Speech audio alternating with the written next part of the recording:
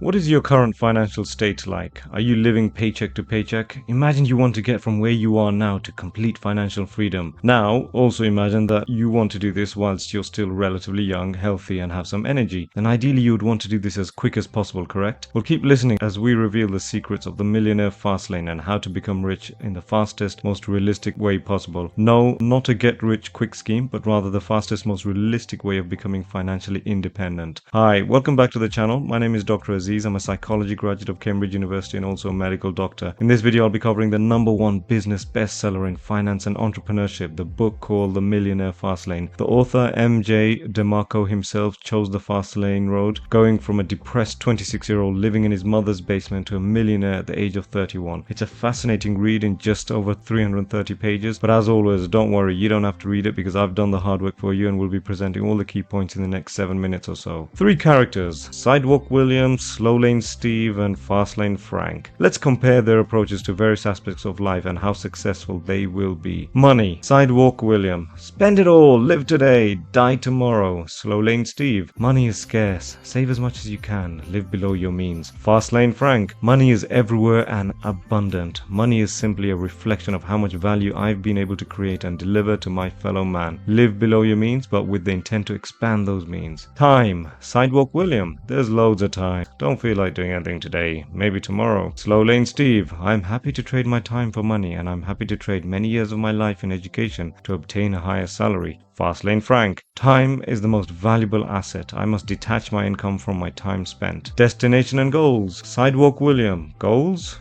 Oh man, I don't even plan for tomorrow, forget goals. Slow Lane Steve: I'm a steady Eddie. I'm gonna work 9 to 5 and retire at 65. Fastlane Frank: my goal is to create a lifelong passive income through businesses or investments. And bear with me, finally, on living life. Sidewalk William: live today, no regrets. Slow Lane Steve: I've given up on my dreams. I'm a realist. I don't take any unnecessary risks. Fastlane Frank: I will pursue my dreams no matter how crazy they may sound. I know that I will need time and money to make them a reality, so let's get going. Note in all of these aspects, money, time, goals, and living life, these are our beliefs. Change begins in the mind. Our beliefs form our actions. If some or many of your current beliefs are keeping with Sidewalk William or Slow Lane Steve, then you are not currently on the high road towards wealth. Let's see how and why we can change that. Depending on which road you choose, you are predisposed to end up at a certain financial destination, and as you probably already guessed, the sidewalk is predisposed towards poverty, the slow lane towards mediocrity, and the fast lane towards wealth. Let's have a look at the wealth equation of each of these to see why that is so. The sidewalker believes that wealth is created like this: wealth equals income plus debt. Yes, the sidewalker actually believes that debt can be used as a tool for wealth building, and that's because he's got the wrong perception about wealth. He believes, like the majority of our society, that looking wealthy means that you must be wealthy.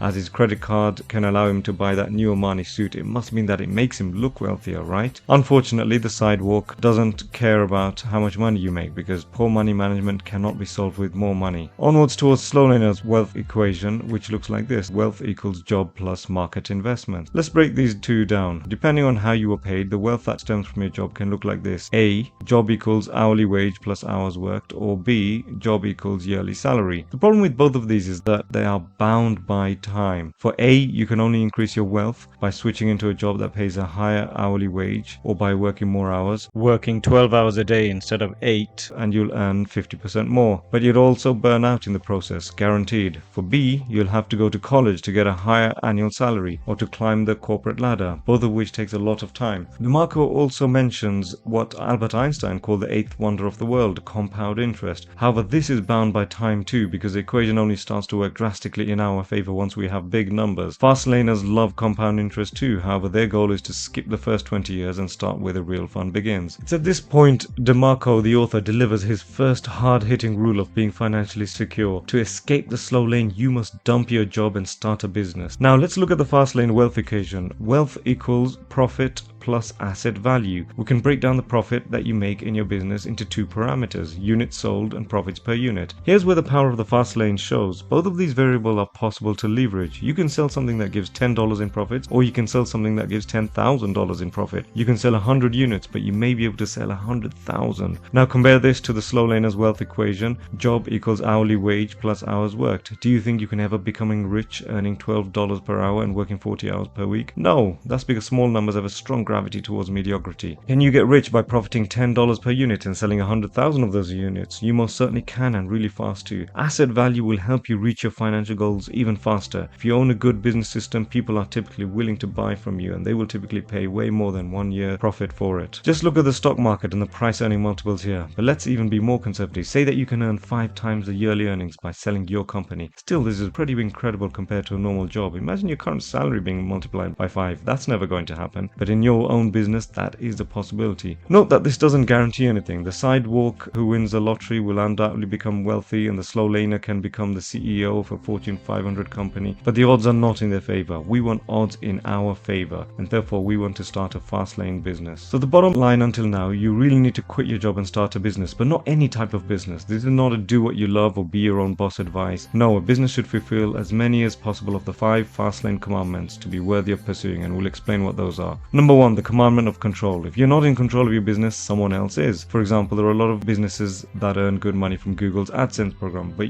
ideally you would want to be Google or a similar company itself where you make the big bucks. Number 2, the Commandment of Entry. If the road you're choosing is crowded with other people, you can count on being stuck in a traffic jam. You'd like some kind of barrier of entry to your business. For example, a certain knowledge that people must possess to participate, large sums of money required for the investments, something unique that you can bring to the table. Number 3, the Commandment of Need. It's quite simple really. Offer the world more value and you'll become rich. Affect millions and you'll make millions, i.e. serve other people, not yourself. Number 4, the Commandment of Time. Somewhere down the line, you must be able to detach yourself from your own business. Remember, ultimately, money is not king. Time is king. Money is just a means. And number 5, the Commandment of Scale. The author talks about something here, what he calls a law of affection. Basically, you can become a millionaire by having either magnitude or scale. Magnitude is how much value you provide per person you affect. Scale is how many you affect. If you do not have either, you do not have a millionaire fast lane. Let's take a few examples. Slow Lane Steve opens a lemonade stand outside of his garage. He profits $1 for each drink sold, so he does not have magnitude in the business. And what about scale? Is it possible for Steve to sell 1,000 drinks from his garage? No. Fastlane Frank is a doctor and he starts a private clinic for plastic surgery in Hollywood. He cannot provide value for say more than 10 people per day, but he does have magnitude. Delivering upgrades in looks provides a lot of value, and doing so to some of the richest people in the world, he can possibly become rich. Fastlane Fiona discovers some new type of beauty product for young women. Yes, it's really possible to not saturate this market. She profits only $3 from each product sold, so she does have a ceiling in magnitude, just like Steve. Unlike Steve, however, she doesn't try to sell from her local garage. She decides to partner up with a few influencers and distribute the product online. During the first year, she sells 100,000 units. During year 2, 1 million. If you sell 1 million of anything, you can be sure that you'll become rich. If you manage to combine both magnitude and scale, we're talking billionaire fast lane rather than millionaire fast lane. As a summary, your beliefs form your actions. Try to change your attitude to that of a fast laner and you will see results in your personal finances down the road. The sidewalker is mathematically predisposed towards poverty, slow lane is predisposed towards mediocrity, and the fast lane is predisposed towards wealth. We want to stack the mathematical odds in our favor. A fast lane business should control as many of the following commandments as possible. Control, entry, need, time, and scale. Provide value in scale or magnitude to become a millionaire. Anyway, I hope you learned something useful and enjoyed this summary. If you want to keep learning about psychology, medicine, or life hacks, hit the like, subscribe, and notifications button. Until next time, stay safe.